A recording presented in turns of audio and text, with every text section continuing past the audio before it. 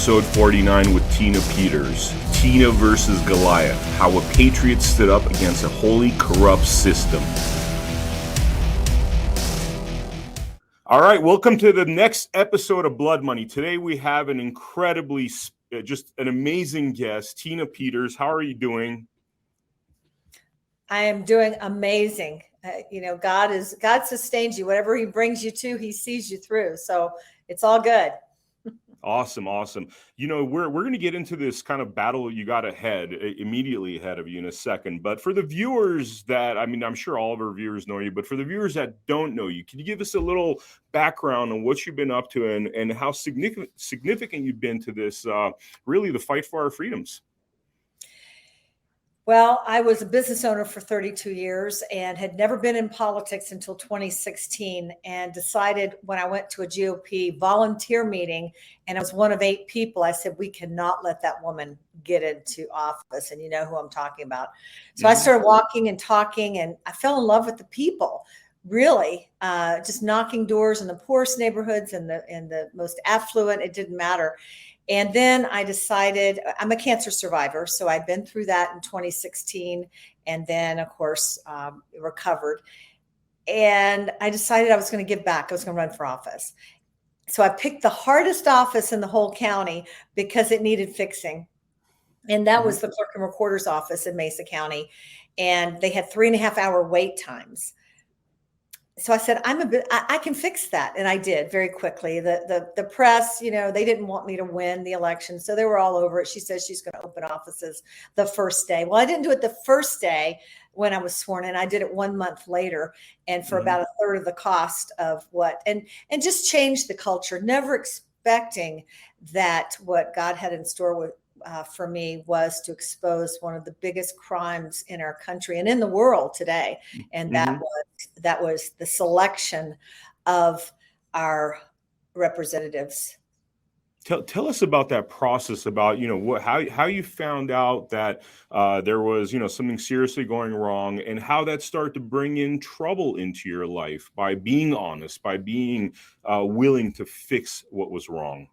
Yeah. Well, there was, I took an oath to the Colorado Constitution, the state where I live, and to the U.S. Constitution. And in the Constitution, it says that I must, or in the CRS, the Colorado Revised Statutes, and in federal statutes, it says that I must preserve election records, specifically access and audit log files. So, people kept bringing me anomalies that were going on after the 2020 election, but we're a pretty conservative county. And I thought, I don't deny that something could have gone on, in other states around the country, but I just didn't think it had happened in my county. And so it wasn't until the city council election, a local election, if you can imagine, when I pulled the reports, because I was over 5 divisions: elections, recording, motor vehicle, clerk to the board of county commissioners, and accounting. And so when I pulled those results at 7 p.m., first one to see them, I said, there's no way. There is no way these progressives came into my county, our county, and were elected over these well-established, good people that had campaigned so hard. And for those that haven't seen Selection Code, they can watch selectioncode.com to get the full story. But Dominion and the Secretary of State were coming in a month later. And I reasoned that they had told me they were going to delete a QR code program that would have made it impossible for me to have done an audit of the election should it have been required. And they were very secret about it. And it started making me suspicious. Plus the citizens, and this is where the citizens of your county can get involved. Go to your county clerk or your elections person, ask questions, demand answers. But I had done plenty of tours for people. The Secretary of State touted Colorado as the gold standard of elections across the country, and I had mimicked those words. And what I say is I drank the Kool-Aid. But when they started having such secrecy over a what they called a trusted build, which was supposedly an upgrade to the computer. Found out later they don't put patches in the computers, in the Windows systems. They don't. There's unauthorized software, but that came later. So when I asked to do that, they were very secretive, very protective, and so I went to our IT department, asked if they would help me preserve a record, an image of, and they wouldn't do it. And so I had to bring in someone that could. Mm-hmm. And Well, when they found out that I had done that in August, it leaked out that I had done that. The cyber experts were busy going through comparing the first image. So we did an image before they did this so-called trusted build, and then we did another image after they finished. And when the cyber experts compared the two, they were quite different. So I had flown to Mike Lindell's symposium, not knowing. I mean, I had planned at the last minute to go because I thought, I was getting so many requests from my constituents, and concerns, and I thought, I need to learn more about what's going on in the elections process, why they're concerned. I need to answer these questions, these people's questions. And so I'd already decided to go at the last minute to the cyber symposium when this broke, like a day or so before it broke, that mm-hmm. they had found out that I had done these images. And Wow. so I end up, they raided my office. I end up in South Dakota for the symposium, and I am on stage, never expecting to be the center of the whole event. And then they were concerned for my safety because of the immense security they were that I was needing because of what this uncovered. And I remember going to one of the cyber guys that were there, and I went, Mm-hmm. "You do have something, don't you?" Because I thought, "Oh my Mm-hmm. gosh, I'm in trouble." They're like, "You do have something, but don't you?" And they said, "Oh yeah, we Mm-hmm. do." But at that point, they didn't know everything of what they had. So I was whisked away to Texas, and a week later, I was in a hidden location. A week later, whoever it is found me. They physically breached my hotel room, and from then on out until the first report came out, I was under 24/7 security. Wow, wow. I mean, your life was literally on the line because of having essentially done your constitutional duty, must preserve records. That's what you did. Sounds like you went to some others to help you back this information up. And sounds like they were too scared, perhaps, to do what had to be done. Our IT department has never really wanted to get involved with the elections equipment, and they've always let the vendor, Dominion, Mhm. take care of it. And as it turns out, letting a vendor have this much control over our elections is a big mistake. Wow, wow. So when for the viewers that don't know, what did you uncover? Because you had mentioned what you had uncovered was so valuable, but what did you uncover that then caused all these security risks to you? Mhm. Well, the first report was coming out September 16th. And so I felt safe enough at that point to go back because they were looking. They were looking for the images. They were looking to do away with this so it wouldn't come to light. And so I felt safe enough to come back.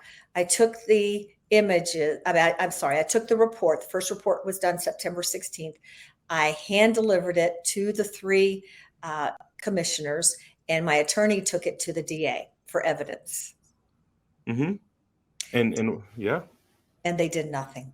As a and matter they, of as a matter of fact, Dominion had already beat us to the punch, and they had gone to the commissioners and convinced them that nothing to see here, but we need to take the equipment out, of course, because now it's going to need to be replaced.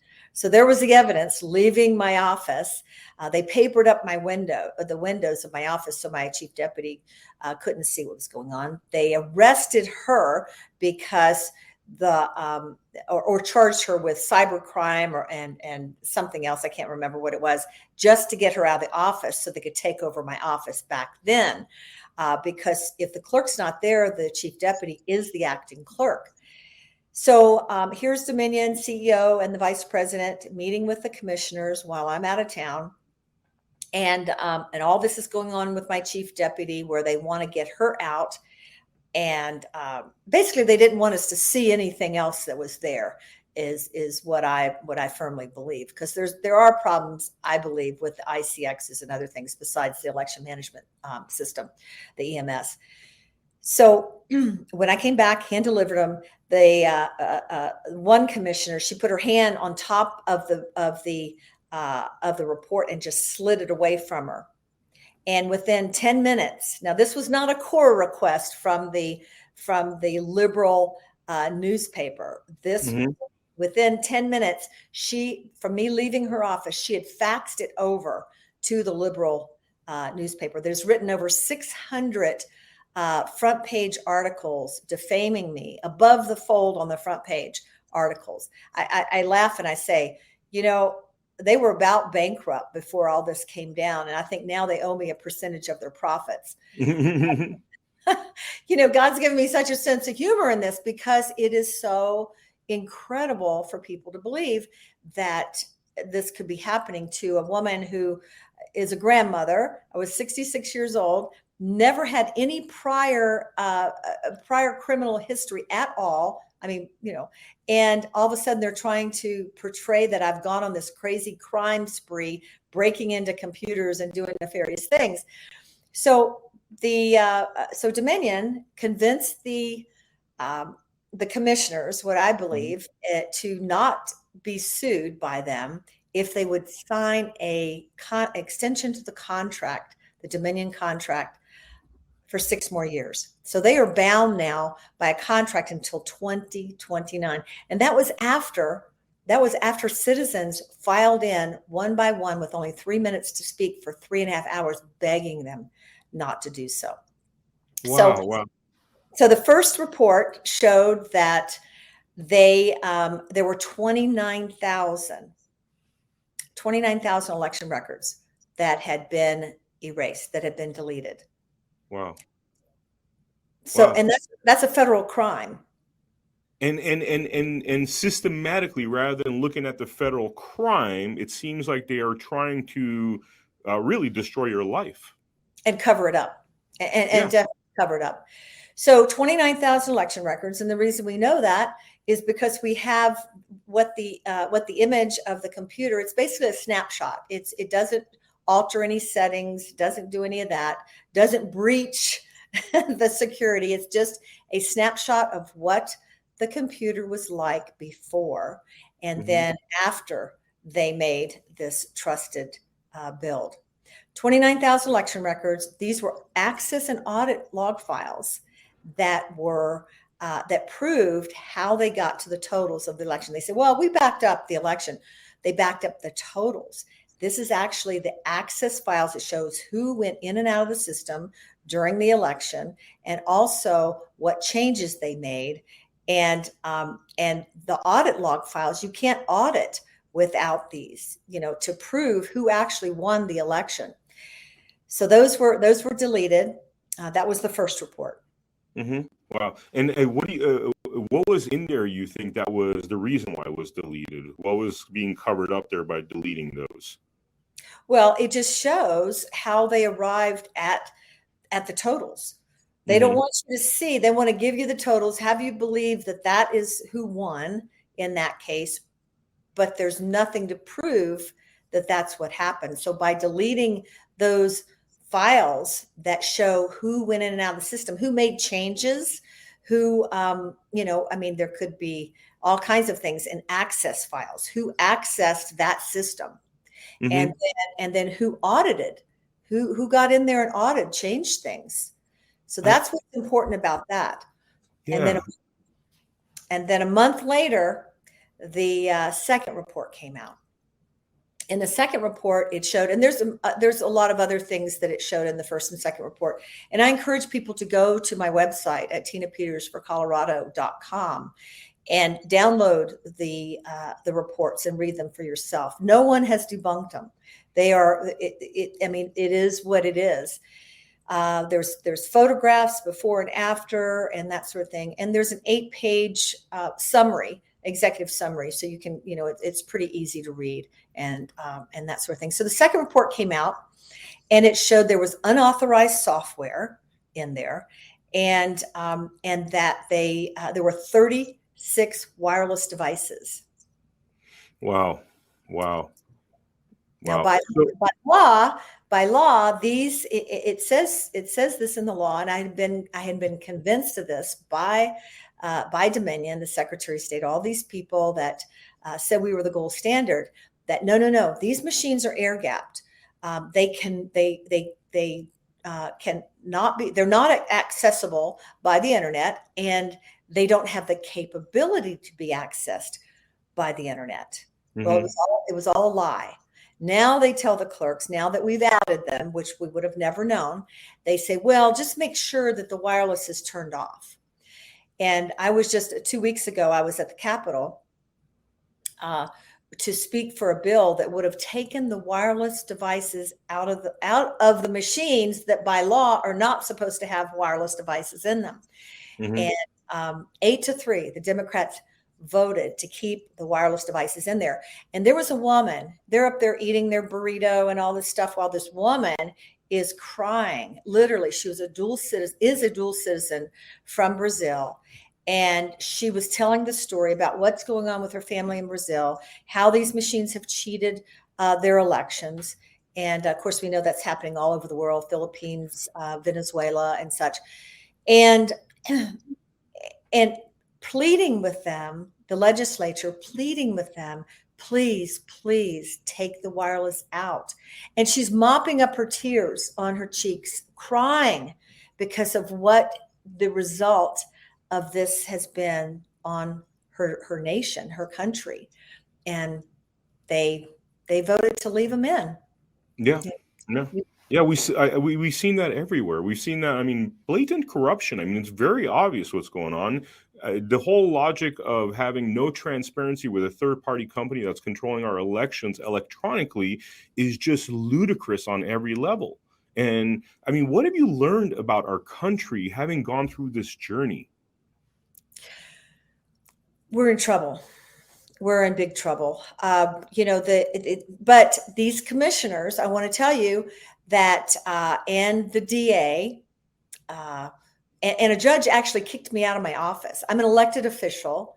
The only way you can remove an elected official is by a recall of the people who elected them, right? Mm-hmm.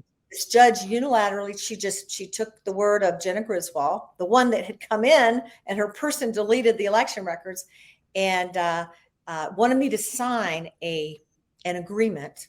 I think it's about 8 or 10 pages. I have it here. And that it was a lot. But basically, one of the things was that I would renounce, recant, and repudiate what I said on Facebook Live about these machines need to be more transparent to the people. And they shouldn't be allowed to do what they're doing. And when I wouldn't sign that I would recant that, and there were some other things equally as bad. She took it to a judge, says, see, she's going to break the law. You need to remove her for office for a CRS 1-1-113, which is neglect of duty. Mm-hmm. Here I am. I'm preserving election records, which is my duty, and this judge takes me out of office. So, all right. So here they're going. They're saying, well, nothing to see here. You really haven't shown us this. Like, this isn't bad enough, right? Yeah. I mean, they're clearly trying to shut you down. They're trying to destroy your life. Judges acting in extrajudicial fashions. I mean, all these people should probably be in jail, but yet you're the one that's being hunted. That's right. So then they were saying, okay, well, you haven't shown us how the votes were flipped. So I went to the cyber guys and I said, okay, guys, I want you to audit the April 6th municipal city council election. I said, that's where you're going to find it. So sure enough, that's where they found it. So report number 3 is how they do it. And that's outlined in selection code. They talk about how the votes are actually manipulated. Mm-hmm. So I decided I was going to run for clerk again. And because I'd really changed the whole office around and the perception to the public of the clerk and recorder's office. The motor vehicle had reduced the wait times from 3.5 hours to almost nothing, opened 2 offices, stayed within budget, did all these things that should have been done. Mm-hmm. And so I decided I was going to run for clerk again in January of 2022. And then I started seeing who they had put up for to run in the Republican primary for Secretary of State. And on February 12th, when Joe Biden decided he was going to keep the J. Alex Halderman report sealed, which here's a professor that back in 2007 started showing how, a Democrat, by the way, started showing how easily these machines were hacked into. And in 27, and would show his students how to do it, or they would demonstrate how easy it was to do it. And then in 2017, he went before the Senate Judiciary Committee, warning them that this has to be fixed. And before any of the elections coming up, before the 2018 election, and they sealed it. So Raffensperger versus Curling is the lawsuit, but the judge sealed it. So on February 12th, when they agreed to keep that sealed, I said, I've got to jump in this race. I'm the only one that can do this. And we have to have a Secretary of State that knows what's going on. And I looked at the 2 opponents. Now listen to this. So one opponent was so we have a Democrat AG that was appointed by Obama. Mm-hmm. We have, and on his board, his loan board, which you're going to hear a lot about loans coming up from what's happened the last few days in Arizona. He was one of the board members. So this obscure guy just jumps up and says, I'm going to run for Secretary of State. No experience. Nobody ever heard of him. Then the other one, the more prominent one, was a woman who is one of the 5 directors right above Tiana Epps Johnson, who served with Obama on a fellowship for 2 years, and the secretary for Center for Tech and Civic Life. So most everybody remembers the Zuckerbugs, right? Mm-hmm. So this was the organization that Mark Zuckerberg and the Chan Initiative funneled $470 million into, and 94% of it went to defeat Trump and to elect Biden. Yeah. And before that, this organization, the most they'd ever raised, from what I understand, was $1 million. So $470 million. And this is the secretary running in the Republican primary. So I said, I've got to run. And my attorney says, you can't. And I said, well, why not? And he said, because they will kill you, Tina. And Wow. I said, well, I've lost my Navy SEAL son at 27. In 2017, I lost him while I was running for office. And I'm a cancer survivor. And what I told God when I wasn't sure if I was going to live or die, I said, okay, all right, God, if this is it for me, I'm all right with it. I'm okay to go. I know where I'm going. I said, but my prayer. And then I went, but my prayer, don't let me leave this earth until I've accomplished everything that you sent me here to do. That was in 2016. And right at that split moment, I knew I was going to live and not die. I had no idea that I would be a person that doesn't like to speak in public, that doesn't like to be the center of attention, or draw attention to myself. I had no idea what he was going to call me to do. Wow. But I ran. I ran. I raised more money in 4 months than both my opponents combined. Wow. I talked to the people. I went to the assembly. I won 62% at the state assembly. My opponent, the one that was probably with Biden in his basement, that did nothing to run, she somehow spent $90,000. That's all she had in her coffer. I don't know who donated all that money, but she spent all of her money to pay petitioners to get on the ballot. Wow. So here we come. Here we come. 4 months later, I'm leading in the polls. The GOP poll says that I'm up 47%. And here comes election night. And it was a Mesa County Report #3 event. The cyber guys could track it, how the machine had manipulated. We saw in one county where 900 votes were given to one candidate. And then when we called it out, they were actually given to me. When we called it out, they gave it back to the other person electronically. Oh, wow. Within less than 24 hours. But we could see it. We could see the machine manipulating the vote. So that was interesting. Wow. But Mike Lindell told me, he said, Tina, this is when I was running. He says, Tina, he says, if you win, that's great. He said, but if you don't, that's even better, because then we can show the fraud. Yeah. I see his point of view. But like, you keep showing the fraud, you keep showing the illegalities of what's happening. Right. And it seems as though you're still the target. I mean, it doesn't seem like the problematic individuals are being held accountable. That's right. So after I announced that I was running for Secretary of State, they brought an indictment against me. So 7 felonies and 3 misdemeanors. I have it right here. Let me just read it to you. Wow. Do you want to hear this?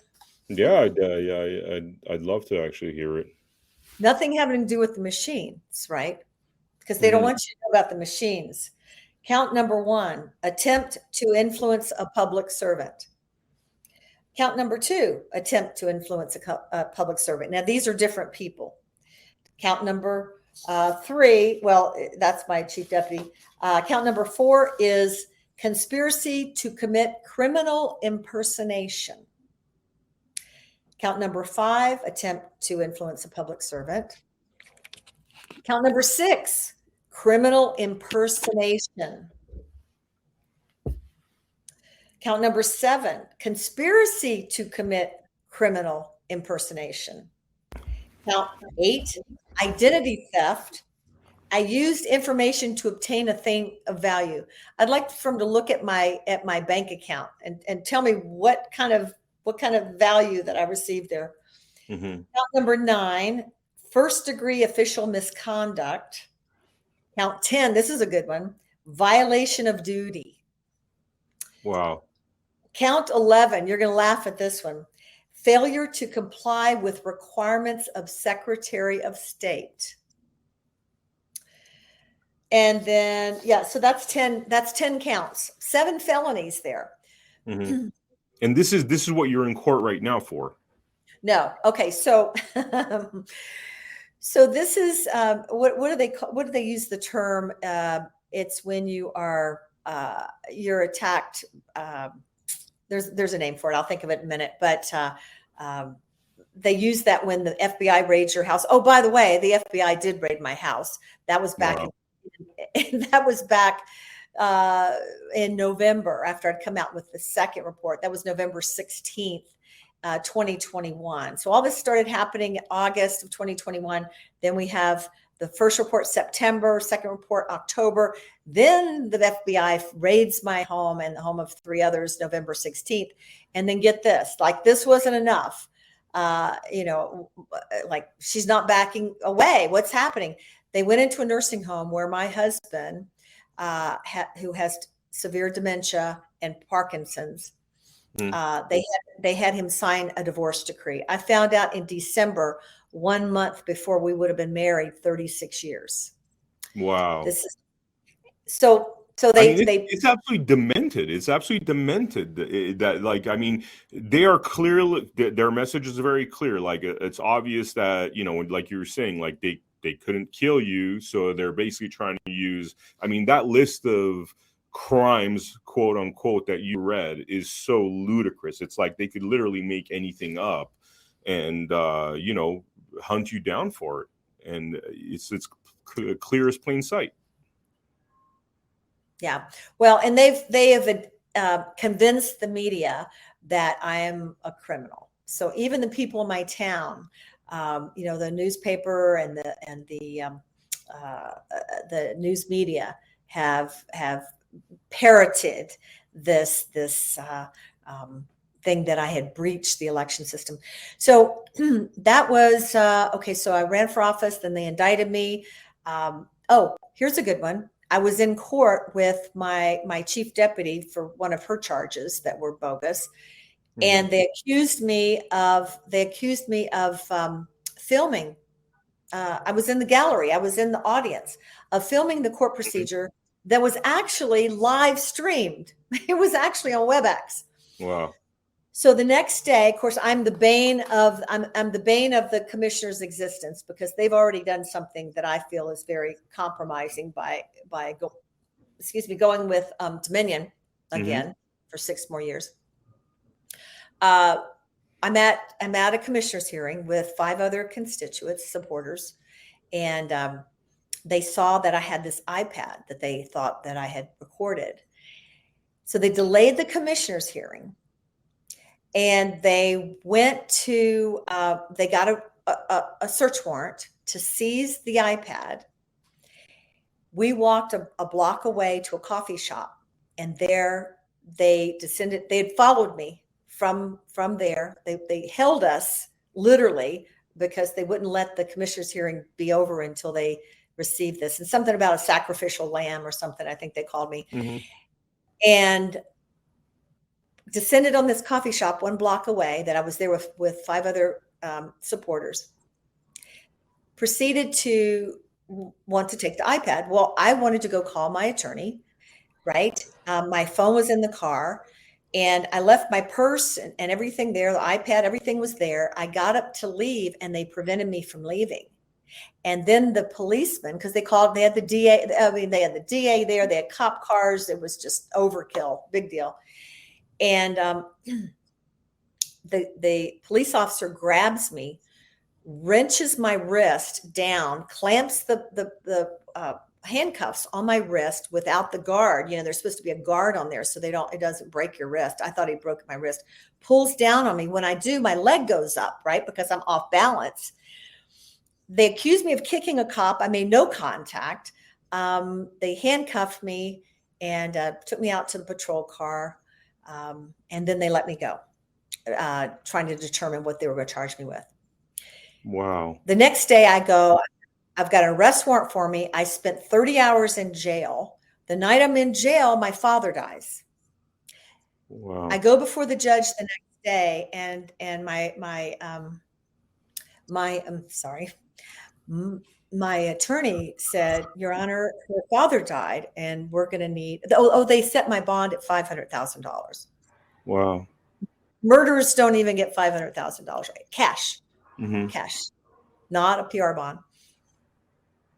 So then the DA actually called my family, my grieving family, my daughter, my 2 sisters, threatened one of my sisters if she didn't call him back, he was going to have the sheriff come and get her. This is in North Carolina, and hold her in contempt. Called my 94-year-old mother. Well, she was 93 at the time, and asked, grilling her. It's unconscionable what they're doing. Unconscionable. So the case. So tomorrow they do the jury selection. It's a 6-person jury here in Grand Junction, Colorado, Mesa County. 6-person jury, and it's for obstruction. They're saying that I obstructed them being able to get this iPad. And so the jury selection's tomorrow, the 28th of February, and then the trial is the 1st and 2nd. A 2-day trial for this. Wow. So I did have the criminal trial set for March, but they've moved it out to, they've pushed it out to the fall. And, quite frankly, I welcome it. I mean, they have nothing, but they've tried to get me on anything they can. There's another, I think let's see, that was obstruction. I think contempt. They want to prove that I was filming that, that thing. So this is what happens. But when you do the right thing and you tell the truth, you don't have to worry about what you did. Yeah. Believe Yeah. that. I mean, it's so clearly, excuse the French, but it's so clearly like complete bullshit. And I hear this over and over again in terms of people that are being hunted by a very corrupt judicial system. There's other stories that we hear on a daily basis. And it's these things like, yes, there's recordings in court, but you brought in your phone and you recorded as well, hence and therefore now in contempt of court. And these are clearly just, I mean, they are clearly targeting you. But is there movement in terms of this, like march for justice for what's happened, for the election machines, for the election fraud? I mean, is there any motion in terms of that, or are all the resources being used to, have attack upon you?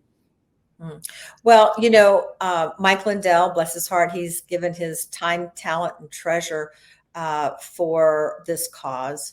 And they're coming after him as well.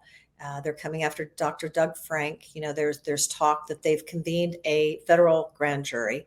They want to take us down. But here's what's happening at the same time is we're finding out more and more and more about who they are and how evil they are. And, I've said over and over again, I said, the smartest thing they could have done is to not make a big deal out of what happened. Just let it go away. Let it be a news story but that's not what they did. They panicked. They freaked out, and they made a big splash that could not be ignored. And basically just ended up launching me into the spotlight. And that wasn't a really smart thing to do. General Flynn told me from the very beginning, he's yours and my friend. And he said, I said, what do you recommend?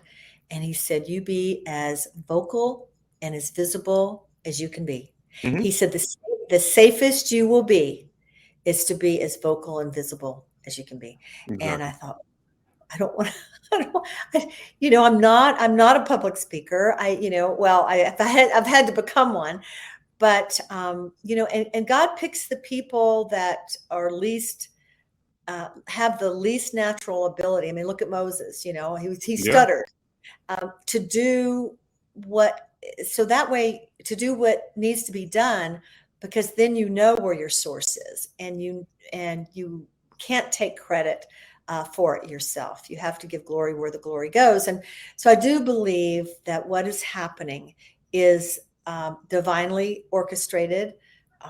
I believe that what's, all the attention that's January 6th and all the things that are coming out, the footage, the video footage that's coming out. I know that Tucker has it now.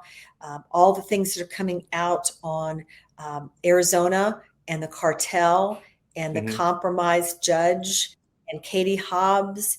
And, God's bringing the secret things to light. The cartel, the trafficking, everything is being exposed right now. And so every time I speak, I tell people, I say, everybody can do something. There's more of us than there are of them.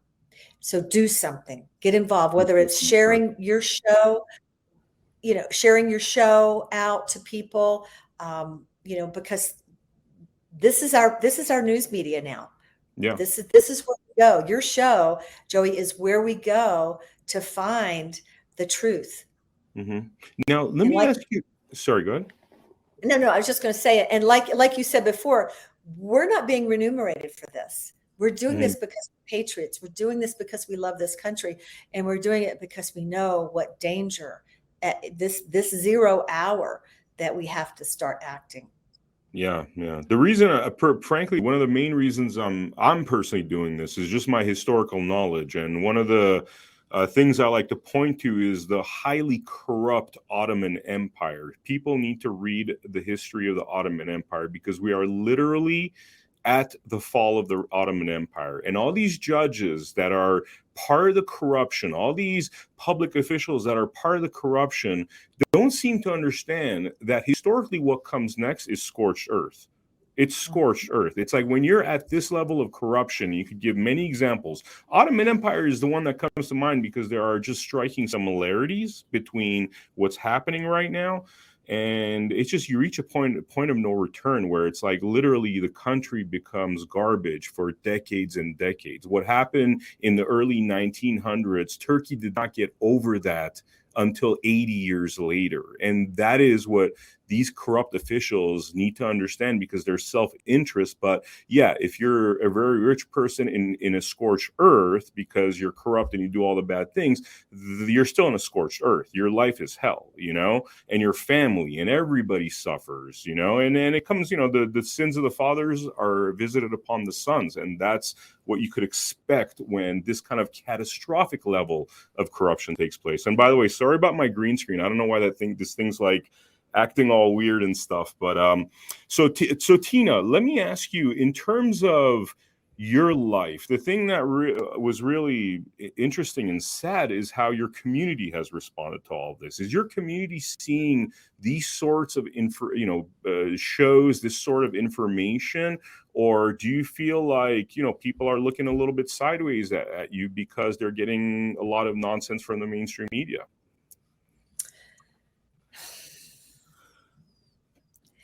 It's interesting because I am now running for the GOP chair because of Colorado, because this is the last hope for our state. And I see that my good friend Christina Caramo just won in Michigan. Mm-hmm. She had run for Secretary of State and was cheated out of her race by Jocelyn Benson, the twin sister of Jenna Griswold here. I saw where Dorothy Moon just won this past year in Idaho. She had been cheated out of her race in Idaho. And so there's others. I mean, this is kind of the last ditch effort to save our country and our in Colorado, in my case. But it's interesting because one of the people that were kind of vetting me to see if I was going to run or not, to decide whether they were going to run, said to me in the presence of three other witnesses, they said, well, if you run, you're going to have to take the money of, and he said these two prominent individuals, billionaires. And I said, what would I have to give up to do that? And I said, because I'm not going to compromise. And he said, well, you would have to become a never Trumper. And I said, you know what? I have never run my campaigns on Trump's coattails. I said, he just happened to be my number one person when there were 17. And I believed as a businesswoman that we needed a businessman to fix this. And so I said, why is that? And he said, this is a person that's right now running for the Colorado Republican GOP. I out people. It's like, and he said, because they are doing better in the Biden economy. And I was totally disgusted. This is somebody that took money for their congressional race, mm-hmm. and was defeated because they didn't want a Republican in there. What makes you think that they're not going to try to control you as well? There's these favors come with a price. Mm-hmm. And so that's what happens. Wow. So, what do you think the future holds? It sounds like you have like shades of optimism because certain people are getting into office that weren't getting into office before. It sounds like some of the groundwork that's being just cleaning up things on a local level might be now turning around? I mean, what's your kind of prognosis with what we have in front of us? Well, Vem, it's, and I apologize. I think I called you Joey earlier, but I apologize It's for all that. good. It's all Joey and I work together a lot, and we have a certain we have a similar vernacular. I hijacked the word scumbags from him because it just sums up everything about some of these guys. But yeah. I believe there's hope as long as we can wake the people up. I really do. And that's the thing. Too many people are, they're so, well, think about it. I mean, we've got entertainment, we've got, all these distractions that are going on. And while our country is being taken away from us, and I believe that's by design, but you cannot you'd have to be blind not to see the immense evil that is on the other side of this. And I mean, you just look at the Hollywood Awards, and you look at the Super Bowl, and you look at all these things where it's just really in your face. And that's not the country that I grew up in, and that's not the country that we want.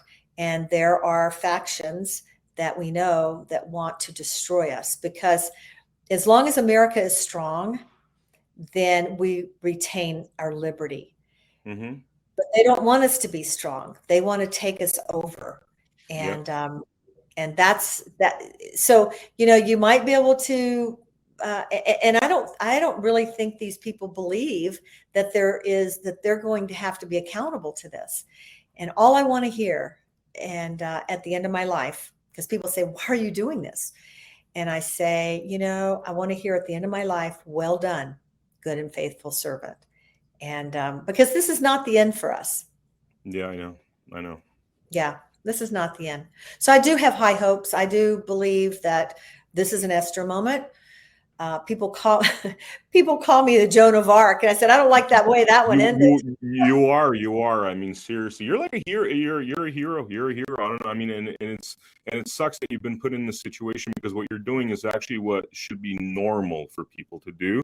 And again, we see this all the time, where in these very abnormal times, the regular people are just doing what is right, are the true heroes. And what you're doing is just at the pinnacle of her. I mean, the fact that you're able to laugh at this stuff where they're clearly hunting you down, like they want you dead, but you are able to laugh it off. I mean, you're a hero and a true Christian, because we're not supposed to be fearful of this kind of evil. That's right. That's right. When I was running for Secretary of State, Jenna Griswold went on CNN and Rolling Stone and all these places. She wasn't concerned about my other two opponents, because they were actually put in to make sure she stayed in power. But she called me a dangerous woman. And I Wow. said, you're damn right. I'm a dangerous woman. I have nothing left to lose. So, Yeah. We all have to be dangerous. Jordan Peterson talks about how men should be dangerous, and I think the fact that you're going through what you're going through, and a lot of these quote unquote men have just become so docile when this kind of corruption's happening. We must be dangerous. There's a beauty to being dangerous. Otherwise you become that another brick in the wall. You become a drone. That's what they want. Because that's what they mean when they say they don't want dangerous people. Because the minute you are an outlier to the robots, you are dangerous. Hence, dangerous sounds like freedom to me, if you ask me. That's right. That's right. I agree with you, Vim. Yeah. For sure. Yeah. This is amazing, Tina. Thank you so much for making the time to come on the show, especially with your this pending situation with just the insane court case. Is there anything that we didn't touch upon that you'd want to talk about for the viewer to know? I just want to encourage people to put selection code out there to all your friends, your contacts, I do have a show that airs on Monday night. So there's going to be a show tonight where on Badlands Media that they named it the Tina Peters Show. Nice. But last week I had 62,000 views.